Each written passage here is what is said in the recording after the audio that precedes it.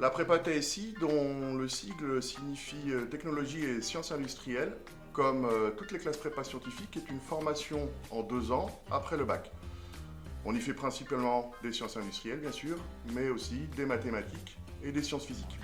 J'ai choisi de faire une prépa TSI pour me permettre d'être libre de ce que je veux faire plus tard, mais c'est encore 2 ans pour choisir concrètement ce que je veux faire et acquérir un maximum de connaissances et une méthode de travail très efficace pour plus tard. Effectivement, la prépa TSI a l'avantage d'être réservée au bac technologique, c'est-à-dire SI2D et STL. Et à ce titre-là, il n'y a pas de bac de série générale en concurrence avec les élèves de TSI. Donc j'ai choisi de faire la prépa TSI parce qu'elle donnait des perspectives d'avenir assez ouvertes. Et si jamais, même au bout de la première année, je voyais que j'avais envie de refaire une reconversion, j'aurais pu repartir sur une autre formation avec des bases de première année de prépa. Du coup, je me suis dit que c'était quand même une bonne initiative, mais du coup, je vois que ça me plaît, donc du coup, je continue.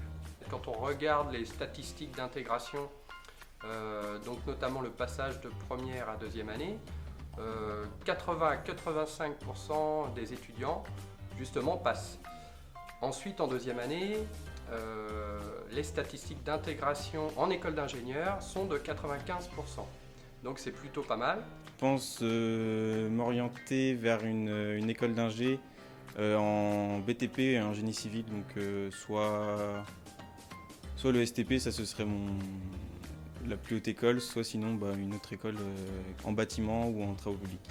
Les gros avantages d'une prépa TSI par rapport à la fac ou à l'IUT, quand on vient d'un bac STI 2D ou STL, de toute façon, pour moi, il se résume en 2 grands points, c'est le suivi et puis la pédagogie adaptée. Le suivi, pourquoi? Parce qu'en prépa TSI, vous avez des profs qui sont là quasiment que pour vous. Les profs sont pas sur plusieurs classes et une classe fait maximum 45 étudiants. Par rapport à mon expérience, ça a été quand même assez dur au début de s'y mettre par rapport à un comportement qu'on pouvait avoir en première ou en terminale STI qui n'était pas vraiment non plus des fois où on donnait pas forcément des fois un travail très très sérieux. Donc ça a été une marche assez haute à passer et puis après, une fois qu'on a une bonne organisation, on arrive à s'en sortir. La prépa TSI n'est pas réservée aux premiers des classes de SI2D ou STL, mais il faut quand même être dans le premier tiers de classe et avoir des moyennes dans les matières scientifiques qui soient quand même supérieures à 10. Donc en première et terminale, j'ai décidé de faire un bac STI 2D parce qu'il y avait un gros effort pratique avec toutes les spécialités, etc. Plus le projet en fin d'année de terminale. Donc après mon bac STI 2D en 2018, j'ai décidé d'intégrer une école d'ingénieurs qui s'appelle l'ESTACA, pour faire une formation dans le domaine de l'automobile, parce que c'est quelque chose qui me passionne. Et à la fin de ma première année, je me suis rendu compte que j'avais pas le niveau. Et du coup, j'ai décidé de me réorienter en prépa TSI à Chaptal. La prépa TSI, elle est réservée à des élèves qui viennent de STI 2D ou de STL. À partir de ce moment-là, ça veut dire que la progression pédagogique, elle est conçue pour ça, le rythme aussi. Cette pédagogie adaptée, c'est la grande spécificité des prépas TSI et il n'y a que en prépa TSI que vous pourrez trouver cette opportunité-là. J'avais un peu d'appréhension au début, j'avais un peu l'image d'une classe préparatoire où on a un niveau très exigeant, une demande de travail très exigeante avec des élèves qui s'entretuent un petit peu. Et au final, il y a une très très bonne ambiance dans la classe et je pense que c'est ce qui permet de maintenir un certain niveau et une certaine motivation. Alors par contre, il faut quand même savoir que le niveau requis, le niveau exigé est assez quand même élevé. Faut travailler tous les jours, mais ça c'est bien, on s'amuse bien.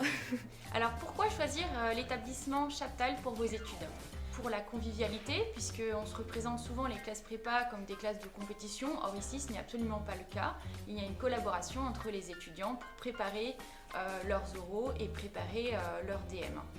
Également, on peut souligner l'intérêt d'un cadre familial, puisque c'est un petit établissement, donc à taille humaine. Si tu rentres à Chaptal, en qualité de demi-pensionnaire, tu en auras pour 500 €.